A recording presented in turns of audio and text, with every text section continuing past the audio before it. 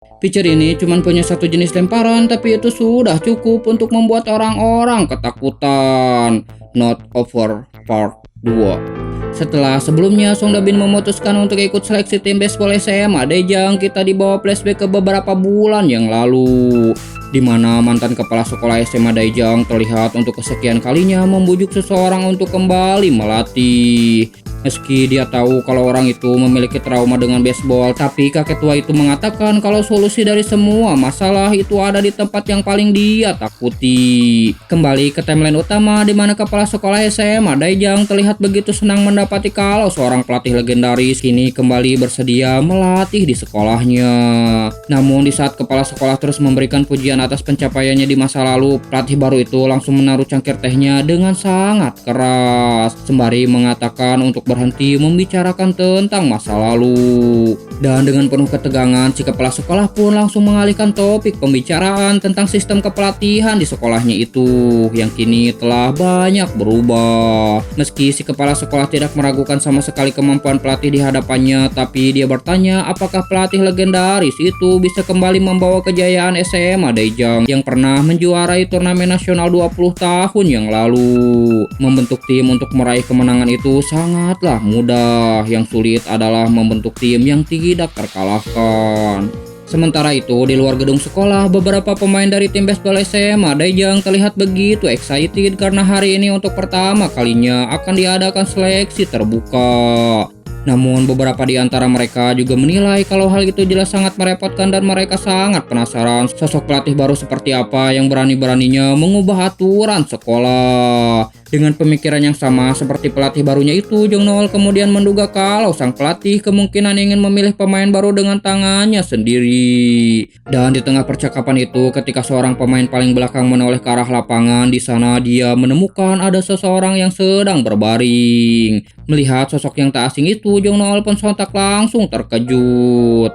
Di pertemuan keduanya itu, Jong Noel pun kembali memarahi Song Dabin karena masih tidur sembarangan. Dia bahkan menyuruh bocah di hadapannya itu supaya memeriksakan kondisinya ke rumah sakit. Di saat Jong Noel menceritakan situasinya pada rekan-rekannya, seorang veter dari kelas 3 langsung berteriak karena mengetahui rumor tentang Song Dabin yang merupakan seorang pitcher SMP dengan kekuatan lemparan yang unik. Meski John Corok mengetahui cerita itu dari Jong Noel, tapi tak ada keraguan pada seseorang yang sudah membuat catcher jenius SMA Daejeon itu sampai dibuat terkesan. Bahkan di sana Jong Noel yakin ketika seniornya itu berdiri di batter box, dia akan terkena strikeout tanpa bisa menghindar. Meskipun itu terdengar sebagai lelucon, tapi rekan-rekannya tahu kalau ketika Jong Noel memuji seseorang, berarti orang tersebut bisa memenuhi ekspektasinya yang tergolong sangat tinggi. Para pemain dari SMA Daejeon pun terlihat begitu penasaran tentang kemampuan pitcher yang ada di hadapan mereka itu.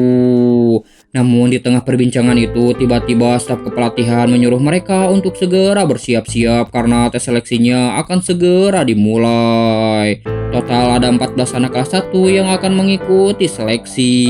Dan ketika semuanya sudah berkumpul di lapangan, sang pelatih baru pun langsung menghampiri mereka. Sambil membuka topi, dia mengucapkan terima kasih bagi yang sudah datang, dan ketika dia memperkenalkan dirinya sebagai Ryu Chong-myung, di saat para pemain lainnya terlihat biasa-biasa saja, Jong Noel malah sebaliknya.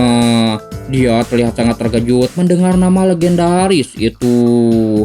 20 tahun yang lalu, pelatih yang membawa SMA Daejeon juara turnamen nasional namanya adalah Ryu Chong-myung. Mendengar fakta itu, sontak ekspresi rekan-rekannya yang sebelumnya biasa-biasa saja kini malah menjadi sangat terkejut. Dan bisa dilihat di kantor kepala sekolah di belakang piala turnamen nasional, di mana di sana terpampang sebuah foto tim baseball SMA Daejeon yang berhasil memenangi kejuaraan nasional. Dan sang pelatih yang memimpin mereka saat itu adalah Ryu Chong-myung yang masih muda.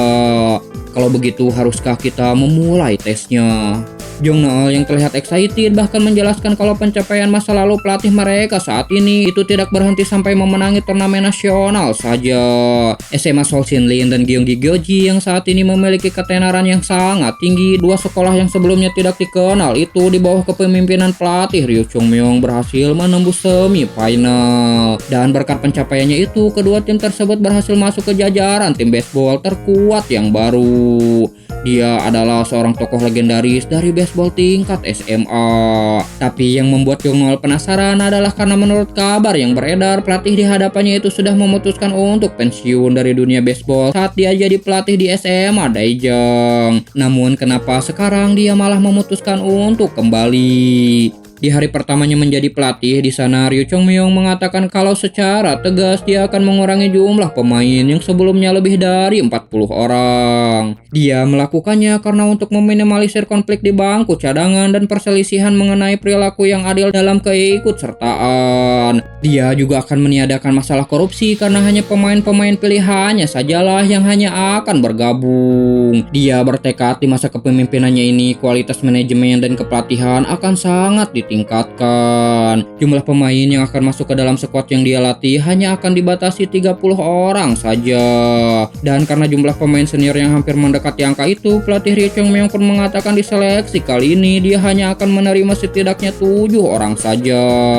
Mendengarnya, peserta seleksi ada yang dibuat terkejut tak menyangka dan ada juga yang percaya diri dengan kemampuannya itu dia bisa masuk ke dalam jajaran 7 besar. Namun sebelum proses evaluasi dimulai, kita akan memulai dengan satu tes spesial. Mulai saat ini, satu orang yang menjawab pertanyaan ini dengan benar akan otomatis aku terima dan tidak perlu mengikuti tes selanjutnya. Namun pelatih Ryu Chong-myung menambahkan jika jawaban yang diberikan salah maka dia akan menganggap peserta itu gagal. Dia kemudian mengangkat sebuah cincin dan bertanya di jari manakah dia memakai cincin tersebut. Beberapa peserta dibuat terkejut dengan apa korelasi pertanyaan itu dengan permainan baseball. Namun beberapa yang lainnya mulai berpikir dan menduga-duga di jari mana tempat cincin itu berasal. Begitupun dengan Song Da-bin yang malah terpaku dengan cincin antik di hadapannya itu. Beberapa menit pun telah berlalu namun tak ada satu orang pun yang berani menjawabnya. Dan dengan waktu yang sudah terbuang itu, Jong Noel pun kemudian meminta izin untuk juga ikut menjawab. Berdasarkan pengamatan saya, cincin itu dipakai di jari kelingking dan itu adalah jari yang ada di tangan kanan. Dan ketika pelatih mengatakan kalau itu adalah jawaban yang benar, para peserta seleksi pun langsung bertepuk tangan sembari bersyukur karena tidak mengemukakan jawaban mereka yang jelas akan langsung dikeluarkan. Melihat bintik-bintik yang ada di bawah mata pemain itu, pelatih Ryu Chong-myung teringat dengan perkataan mantan kepala sekolah SMA Daejeon tentang seorang anak jenius yang kemungkinan akan banyak berselisih dengannya ketika nanti melatih tim baseball SMA Daejeon. Sang kepala sekolah meminta Ryu Chong-myung untuk tidak membenci anak itu lantaran dedikasinya dalam berlatih dan semangatnya yang tulus dalam bermain baseball mungkin adalah yang terbaik di dalam tim saat ini. Dan lebih dari itu, sang kepala sekolah mengatakan kalau alasan utama Ryu Chong-myung tidak boleh membenci pemain itu adalah karena sifat dan pemikirannya benar-benar mirip Ryu Chong-myung.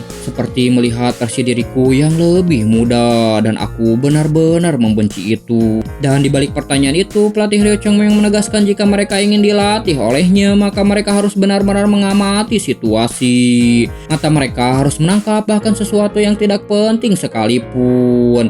Contohnya pakaian seperti apa yang dikenakan tetangga, berapa banyak semut di bawah kaki yang sedang berjalan. Tidak peduli apakah itu orang, benda mati atau serangga, pelatih Ryu Chong-myung menyuruh mereka semua untuk membuat kebiasaan menyadari dan mengingat hal-hal yang remeh dan tidak berarti. Jika kalian melakukan hal seperti itu, suatu saat mata kalian dapat menangkap hal kecil yang sangat penting. Dan kata-kata itu pun mengakhiri sesi tes spesial yang mana setelahnya mereka akan benar-benar melakukan seleksi seperti biasa.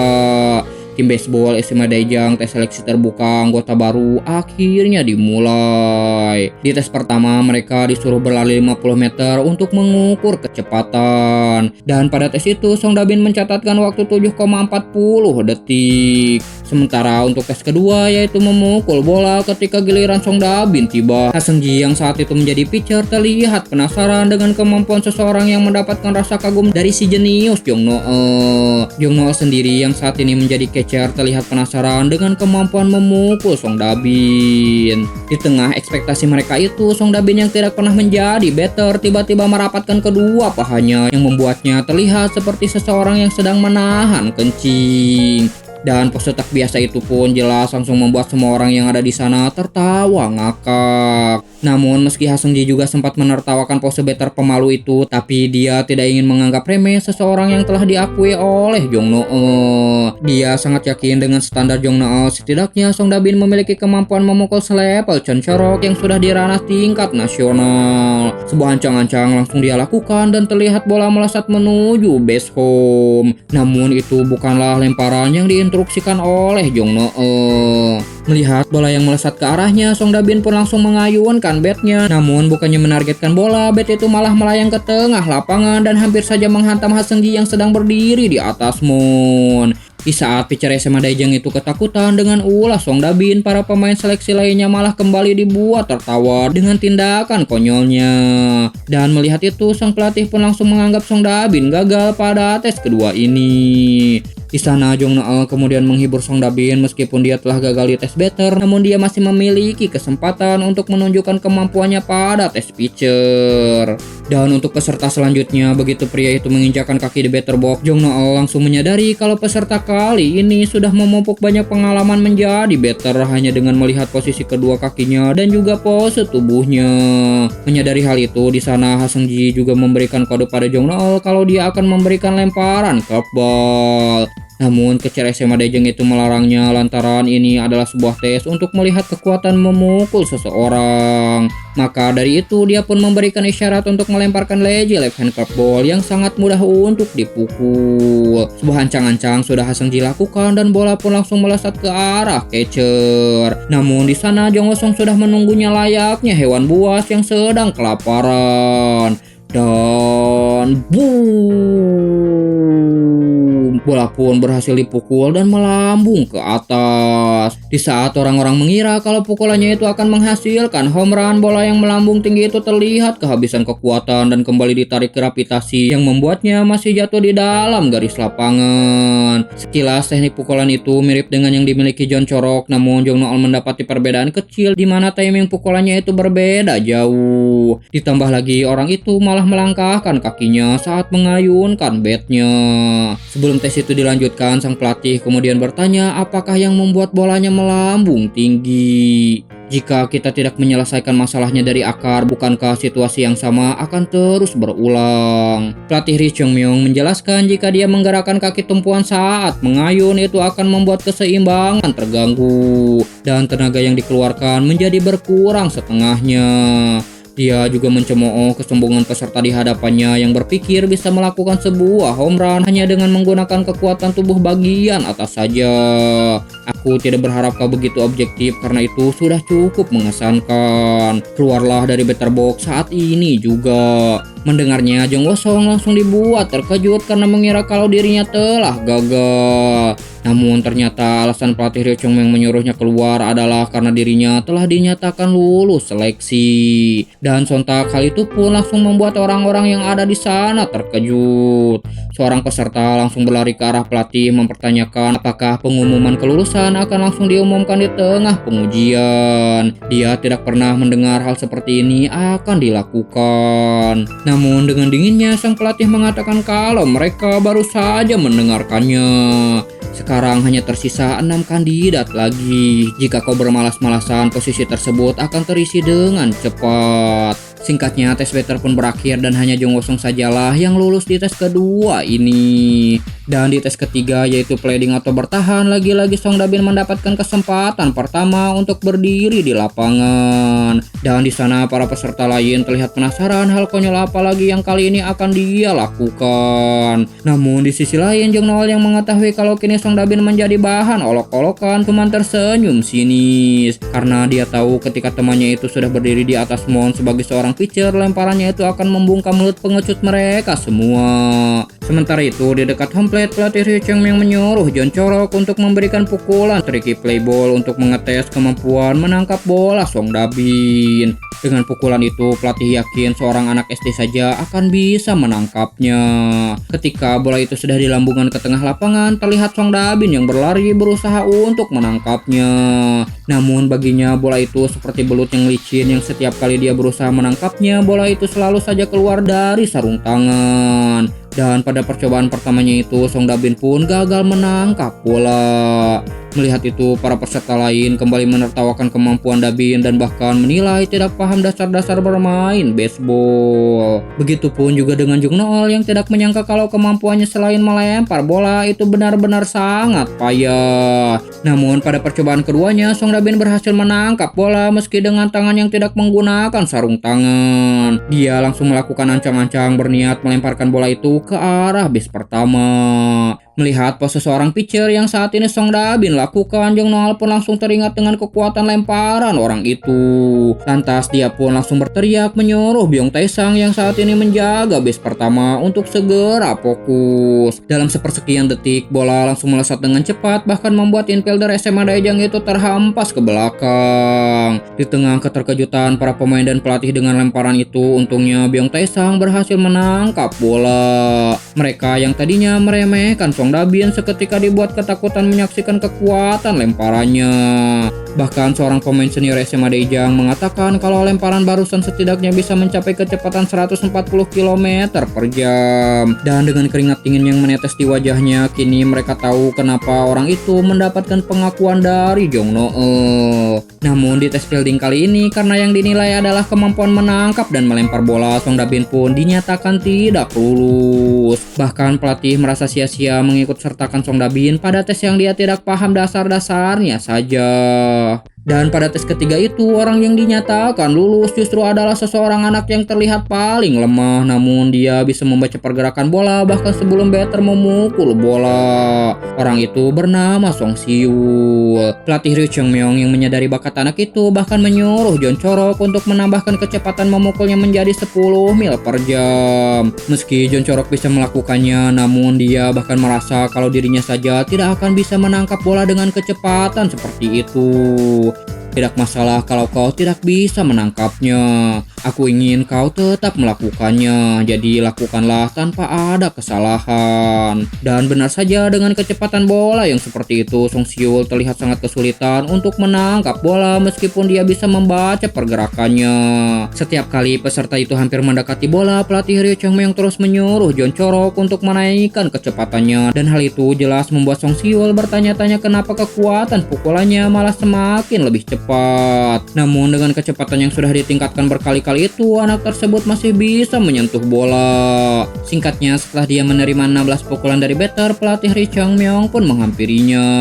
Dia kemudian bertanya apakah Song Siul mengambil satu langkah sebelum bolanya dipukul. Mendengar itu membuat dia terkejut karena bagaimana bisa pelatihnya itu mengetahuinya. Di saat para peserta lain dibuat terkejut dengan fakta itu, Jung Nool dengan otak jeniusnya menjelaskan kalau itu mungkin bisa dilakukan dengan menganalisa posisi setiap bagian tubuh dan putaran sendi dari seorang batter yang akan memukul bola. Apalagi kalau seorang batter itu mengayunkan batnya hanya dengan menggunakan tubuh bagian atas saja. Dan alasan sebenarnya Song Siul bisa melakukannya karena sejak masa SMP dia sudah menyadari kelemahan fisiknya. Namun dengan keterbatasannya itu, dia tetap ingin bermain baseball. Maka dari itu dia pun mempertajam pengetahuannya dengan terus membaca teori-teori tentang baseball dari ratusan buku yang dia baca. Meski saat itu rekan-rekannya menyuruh dia untuk berhenti karena menganggap bermain baseball baginya adalah hal yang mustahil, namun Song Siul tidak memperdulikan omongan mereka dan tetap pada pendiriannya. Dengan melihat pergerakannya yang tanpa ragu, pelatih Ryu Chang-myung juga meyakini kalau buku panduan anak ini pasti cukup banyak dan juga detail. Namun yang menjadi masalah adalah waktu yang dipersingkat menggunakan metode luar biasa ini cuma sebanyak 0,2 sampai 3 detik saja. Dalam pertandingan sebenarnya di mana pitcher dianggap sebuah variabel yang tidak terprediksi, ini adalah kemampuan yang hampir tidak berguna. Tapi kemauan yang tidak memperdulikan ratusan atau ribuan kesulitan mencapai satu hal, semangat untuk memilih tindakan yang nekat untuk maju meskipun tahu bahwa tindakan tersebut pesimis dan efisien. Siapa yang menyangka bahwa masih ada orang bodoh seperti itu di zaman sekarang. Tapi ini sesuai dengan yang aku inginkan, oleh karena itu kau dinyatakan lulus. Sambil menjauh pergi meninggalkan si Song Siul yang kebingungan, pelatih Ryu Chang-myung mengatakan kalau mulai sekarang pemainnya itu akan menjalani latihan 2 kali lebih keras dari yang lainnya. Karena alasan dia lulus bukanlah karena kemampuan fisiknya, melainkan karena pengamatannya yang tajam. Linangan air mata pun langsung membanjiri pipinya karena usahanya yang selama ini coba dihentikan oleh banyak orang itu Ini akhirnya membawanya pada sesuatu yang sangat dia impi-impikan. Dan dengan teriakan yang sangat keras, Song Siul pun berkata kalau dia pasti akan menjadi pemain yang akan berkontribusi bagi tim. Mendengarnya, para pemain inti SMA Daejang pun langsung tersenyum, sementara Song Dabin yang terharu dengan kesungguhan rekannya itu langsung memberikan tepuk tangan. Singkat cerita, 3 jam pun berlalu dan total 5 orang sudah dinyatakan lulus. Kini di antara 7 posisi kandidat yang berhasil, yang tersisa hanyalah 2 posisi. Dan di tes terakhir, yaitu melempar bola, mereka diminta menyebutkan kemampuan lemparan yang saat ini mereka kuasai. Mendengar itu, seorang anak yang ada di samping Song Dabin terlihat begitu percaya diri dengan kemampuan yang dia miliki. Dan di tes keempat itu, Song Dabin berada di urutan paling akhir dalam melempar bola. Di sana asisten pelatih mengatakan kalau mereka akan diberi kesempatan 15 kali melempar bola ke arah catcher. Singkatnya, dari 7 kandidat yang sudah melemparkan bola, Jong Nool menilai dari segi teknik dan kecepatan tidak ada satu pun yang menonjol. Dan ketika peserta selanjutnya yang bernama Dominyok melangkahkan kakinya di atas mound, di sana Jong Nool terlihat begitu terkejut dengan kepercayaan diri bocah di hadapannya itu. Sambil melakukan ancang-ancang dengan lantang, bocah itu meneriakkan jenis lemparan yang akan dia lakukan. 3 lemparan fastball langsung melesat berturut-turut mengarah ke sarung tangan Jong Nool. Namun berdasarkan penilaian catcher SMA Daejang itu, lemparan fastball bocah ini tidak ada bedanya dengan lemparan peserta yang lainnya. Dia terlihat kebingungan kenapa bocah ini begitu percaya diri dengan kualitas lemparannya. Dan sambil menangkap bola dengan percaya diri yang semakin bertambah, Dominyok mengatakan kalau jenis lemparan selanjutnya yang akan dia lakukan adalah curveball dengan target bagian dalam. Itu adalah jenis lemparan yang memiliki gerakan melingkar tajam, membuat bola bergerak ke bawah dan samping saat mendekati pemukul. Sebuah ancang-ancang kembali dia lakukan dan dengan wajah yang sumringah dia pun melepaskan bola. Namun lagi-lagi Jong Nool merasa kalau lemparan bocah ini tidak ada spesialnya. Di lemparan selanjutnya, Dominyok terus menunjukkan kemampuan lemparannya yang sangat beragam, dan hal itu membuat peserta lainnya begitu terkejut dengan banyaknya jenis lemparan yang dia miliki. Namun dari semua itu, Jong Nool menilai lemparan yang anak itu miliki kesemuanya tidak buruk, tapi begitu biasa saja. Tak ada satupun dari lemparan anak itu yang bisa membuatnya terkesan. Dan peserta terakhir yang akan melemparkan bola adalah Song Dabin. Di saat dia mulai melangkahkan kakinya mendekati mound, para peserta di belakangnya mulai berbisik tentang lemparan yang sangat cepat dan lurus yang sebelumnya Song Dabin lakukan. Namun kekaguman itu seketika sirna ketika Song Dabin mengatakan kalau dia hanya memiliki satu jenis lemparan saja, dan itu adalah fastball. Mendengar itu, si Dominyok langsung tersenyum meremehkan karena menurutnya meski kecepatan lemparan pesaingnya itu sangat cepat, namun jika hanya memiliki satu jenis lemparan saja, dia tidak akan bisa bersaing apalagi dengannya yang memiliki 4 jenis lemparan. Sementara itu, di atas mound, Song Dabin yang sedang memegang bola terlihat sedang menimbang form lemparan seperti apa yang akan dia lakukan. Jika dia menggunakan form lemparan normal dengan mengorbankan kekuatan, maka dia akan dapat mengontrol 4 titik tembakan. Dan dengan itu kemungkinan dia akan lulus dengan mudah. Namun Song Dabin menilai kalau itu adalah tindakan yang tidak terhormat terhadap para peserta lainnya yang sudah mengeluarkan semua kemampuan mereka untuk lolos seleksi. Tapi masalahnya, jika dia melemparkan bola dengan semua kekuatan yang dia miliki, dia harus bersiap dengan kemungkinan meleset dari target. Dan ketika sudah memutuskan pilihan mana yang akan dia ambil, Song Dabin pun langsung melakukan ancang-ancang. Dia terlihat sudah bersiap melepaskan tembakan, dan itu adalah kemampuan 100%-nya.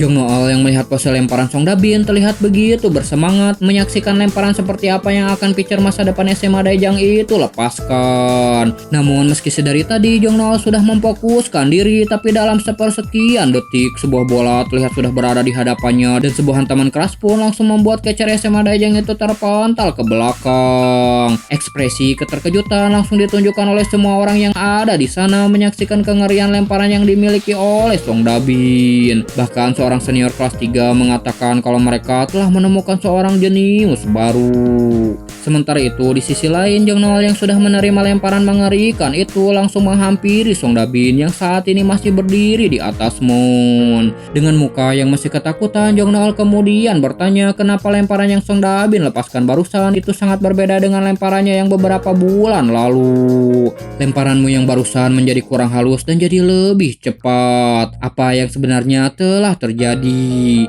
Di sana Song Dabin menjelaskan kalau lemparan yang sebelumnya itu hanya menggunakan kekuatannya sebanyak 70% saja. Itu dia lakukan agar bisa mengontrol titik jatuh bola. Namun lemparan yang barusan dia lakukan itu menggunakan 50% kekuatannya, tapi itu setara dengan kekuatan 100%-nya jika dibandingkan dengan 3 bulan yang lalu. Mendengarnya, Jong Noel pun terlihat begitu terkejut karena bagaimana mungkin peningkatan kekuatannya sedrastis itu. Namun dengan polosnya Song Dabin mengatakan bahkan air dingin saja akan panas jika direbus dan benih pun akan bertunas dalam waktu yang lama. Kita terakhir bertemu itu 3 bulan yang lalu. Bukan hanya aku, tapi siapa saja, tidak hanya baseball, tapi apa saja ketika 3 bulan sudah berlalu, maka jadi lebih baik dari sebelumnya. Bukankah itu adalah hal yang wajar? Mendengarnya, Jong Noel pun langsung dibuat terdiam, tidak bisa berkata apa-apa lagi. Sang pelatih yang juga mendengar itu membenarkan perkataan Song Dabin, namun mengasah skill sebanding dengan waktu yang telah dihabiskan. Hal tersebut bukanlah sesuatu yang mudah yang bisa dicapai oleh semua orang. Tapi untuk Song Dabin, proses melatih lemparannya itu sama halnya seperti bernapas yang merupakan rutinitas sehari-hari. Dan di sana Jong Noel kemudian tersadar kalau orang yang telah dia bawa untuk bergabung dengan SMA Daejang bukanlah jenius biasa, melainkan dia telah membawa seorang monster. Dan bersambung. Jika kalian suka alur cerita manhwa ini, jangan lupa like, komen, dan juga subscribe. Bye.